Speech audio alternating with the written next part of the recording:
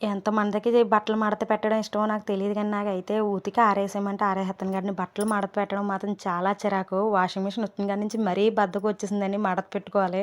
Washing మిషన్‌లో ఏసి అది ఉతికిచ్చేస్తది. మొత్తం అన్ని బట్టలు ఆరబెట్టి మడత పెట్టడంలో మొత్తం చిరాకొచ్చేసిందండి. ఇన్నాళ్ళైతే చేత్తో ఉతుక్కునేదాన్ని. 2 డేస్‌కోసారి ఉతుక్కునేదాన్ని. ఎప్పుడియి అప్పుడు మడత పెట్టి పెట్టేసుకునేదాన్ని. అవి ఎక్కువ అనిపిచ్చేయి కాదు. ఇప్పుడు 4 డేస్‌కోసారి ఎయడం వల్ల బట్టలు మరీ ఎక్కువగా అనిపించి మడతెట్టడం మెయిన్ చిరాకొచ్చేసిందండి. ఇంక తువ్వాళ్ళు నాయి, ఈయనవి ఏస్తాను. అవే ఎక్కువగా అనిపిస్తాయండి నాకు. ఎందుకంటే 4 డేస్ ఒకసారి ఎయడం వల్ల ఎక్కువగానే ఉంటాయండి. పాపవైతే మాత్రం చేత్తోటే ఉతుకుతాను. ఎందుకంటే తన యూనిఫార్మ్ అటు చాలా నల్లగా తయారు చేసి తీసుకొత్తది. ఇంటి దగ్గర ఉన్నప్పుడు కూడా ఇంటి దగ్గర ఏసిన బట్టలు కూడా నల్లగానే తయారు చేత్తదండి. ఎందుకంటే బయటన ఎక్కువ ఆడతది.